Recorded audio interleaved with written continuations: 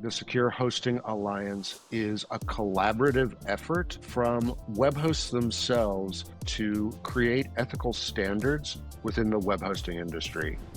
That certification standards are going to change over time to continue to refine what it means to be an ethical host, to make the internet a better place. As you can imagine, getting hosts from around the world to agree to anything is about as hard as it sounds, But it happened somehow. We helped shape the standards that went into creating the whole certification program.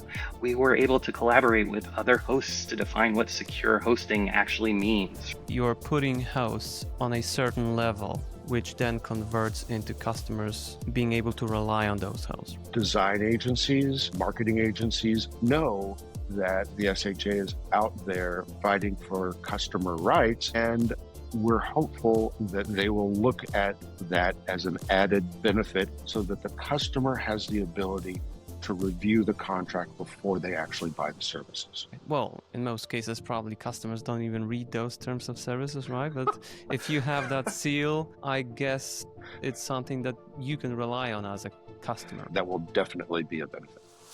Hi guys, Conrad here with another special episode this season. This time it's about the Secure Hosting Alliance, an initiative by IT Coalition that many hosting providers have joined recently. I sat down with David Snead and asked him what it really is, why it matters for hosters, and if it's even worth joining. To back that up, we have Brett Dunst from DreamHost sharing their point of view. And if you want to dig deeper, check out the article on WebhostingToday, where we have an exclusive interview with Aivaras Šimkus, COO of Hostinger, who also shared their thoughts.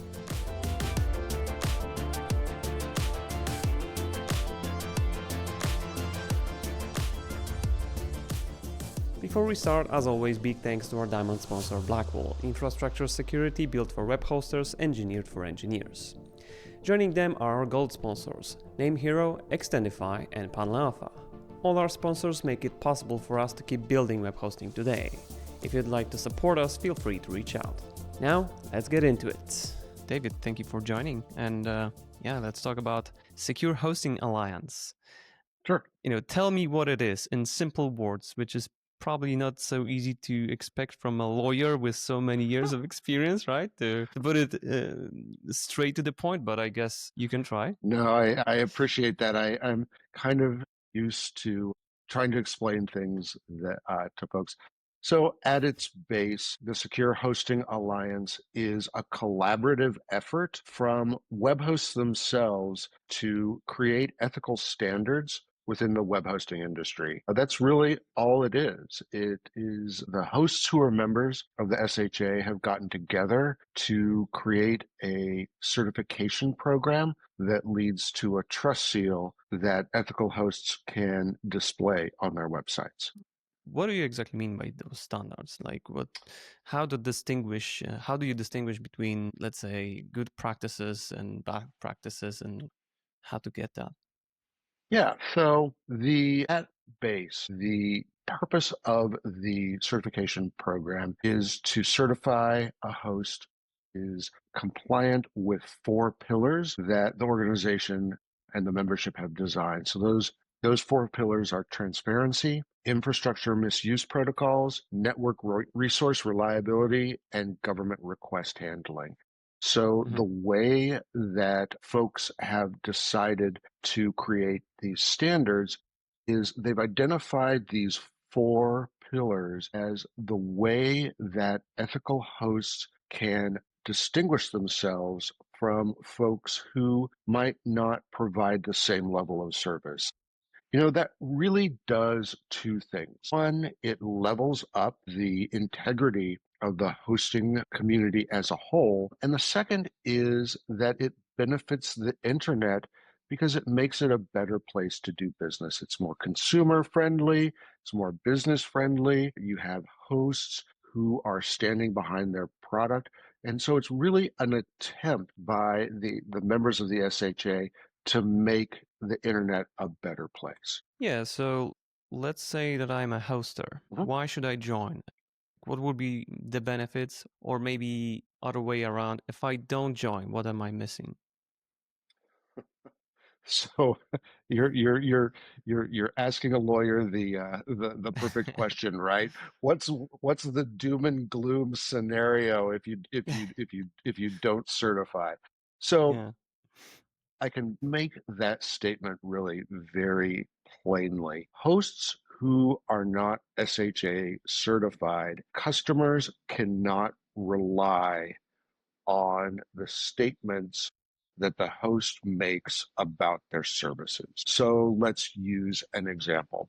One of the pillars of the certification is network resource reliability. A host who is SHA Trust Seal certified agrees that they have processes in place so that their staff is educated about threats to their network and that they don't overpromise and underdeliver. So they have the capability, the technical capability, the network capability to deliver the services that they are promising to provide. That is a huge difference from hosts who may promise a certain level of network service and then don't deliver it. So, to back this up, joining us is Brett Dunst, head of global communications at DreamHost, who will provide their point of view on why they have joined SHA. Hi, Conrad. Thanks for having me. So, DreamHost has been a friend of the Internet Infrastructure Coalition for many years. At CloudFest USA, I think it was last year, we reconnected with Christian Dawson, their co-founder and executive director, if I'm remembering right. And he explained that the I2 Coalition was working on spinning up what he was calling the Secure Hosting Alliance. And he presented something that was really compelling to us. He described what was essentially a working group made up primarily of web hosts that would meet on a regular basis to collaborate on standards around sensitive topics that matter to hosting customers, like security, privacy, abuse, all these things. So basically, he was putting together a brain trust for the hosting industry, but one that's designed with end users in mind. And one of the first initiatives that they were tackling was the creation of this trust seal. They wanted to create a process where hosts would agree to abide by certain standards that protect end users' interests. And in exchange, those hosts would then be granted this license to use this trust seal on their sites. I mean, when we heard it, it sounded great. We jumped right in. We got involved pretty much right after the conference. This certification means a lot to us because it validates what we've always believed and practiced. And that's basically that reliability and accountability are fundamental to earning our customers' trust. We want people to see this seal on our site and immediately understand that we're a host that cares about protecting their data and that we can be trusted as a true partner in their online journey. And it's also meaningful because we helped shape the standards that went into creating the whole certification program. We were able to collaborate with other hosts to define what secure hosting actually means, right? So as you can imagine, getting hosts from around the world to agree to anything is about as hard as it sounds, but it happened somehow, and we were just proud to be a voice at the table. It was kind of a long process. Took about a year. The Secure Hosting Alliance members met regularly, monthly, to discuss what it would mean to qualify as a certified service provider. Over time, those conversations evolved into a set of standards that had been documented that are all sort of focused around these various pillars of the alliance. And those standards were, tweaked, discussed, argued, tweaked again until finally everybody basically agreed on the output. At that point, once we had all signed off on what it meant to be a certified hosting provider, it was just a matter of us applying for certification by attesting that we were in compliance with the standards that the group had come together to define. And here we are today, happy to make this announcement and proud to have the trust seal on our site. Thanks very much. Good to talk. Is there a certification process, or are there any audits? Is it regular? Is it one time? How does it work? So that is a very important question. So the initial certification is done by the SHA. We look at the responses that the host provides. It's all voluntary, so that's self-disclosing. The host provides information to the SHA we verify it, we go back to them with any questions we might have. So as an example, someone might say, we have a abuse, an AUP that allows us to terminate for network abuse. When their AUP is reviewed, the question could very easily be, where in your AUP does it say that you can terminate a customer for misusing your network resources? So that's the way the initial certification works. From there, every year, the host has to recertify that they meet the criteria that the community has established for certification. It's anticipated that over the course of the years that the SHA is certified, that certification standards are going to change over time to continue to refine what it means to be an ethical host. In terms of policing who may or may not be complying with the certification standards, there's each of the hosts agrees to a decertification procedure. And so if a complaint comes in, the community itself looks into the complaint to determine whether or not the grounds are sufficient. And then the SHA has the ability to revoke the trust seal on our end. So it's not a static image that somebody just pastes on their site.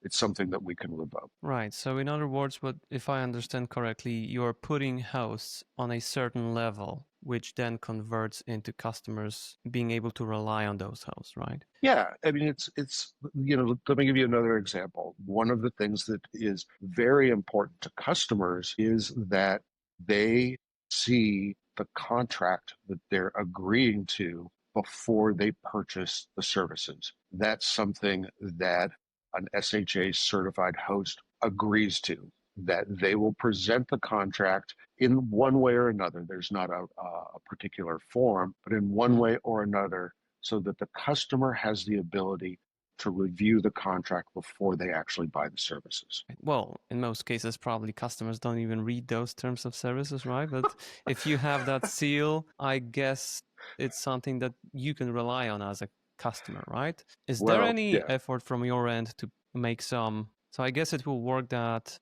if you see 1, 2, 3 hosters that they are ethical hosting companies, it will become something that the end customers look after, right? Is there any effort on top of that you are doing so the end customers learn about that? So I am curious whether you somehow got a hold of my 3-year plan for the SHA, because No, I'm guessing. that is absolutely part of what we're going to be doing next year.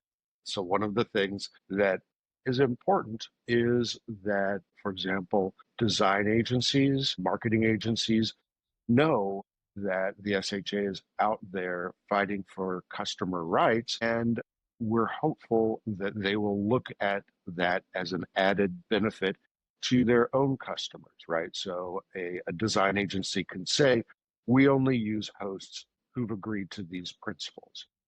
That's one thing that I will be out doing in 2026. Which is probably, I would say, a huge benefit for the hosting company to join, because it will be a standard that will become expected by the customers, right? Sure, I'm hopeful that will be a great benefit to customers, that when they start to see in agencies' RFPs a requirement that they have some sort of trust seal. That will definitely be a benefit. All right. So how can I move forward as a hosting company? Let's say that I'm buying this.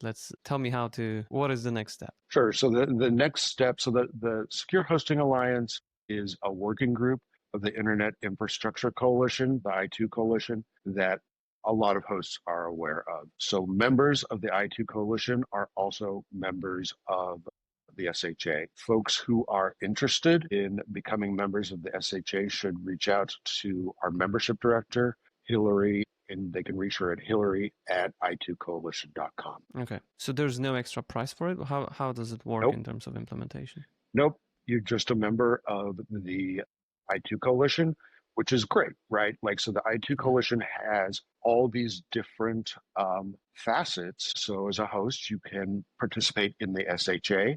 If there is a particular policy issue that is important to you, You can also participate in the i2 Coalition's policy groups. And so it's a pretty robust membership, quite honestly. And it is for the amount of money that's involved, there's quite a bit of benefit. All right.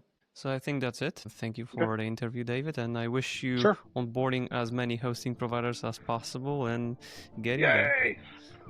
Great. Thank you.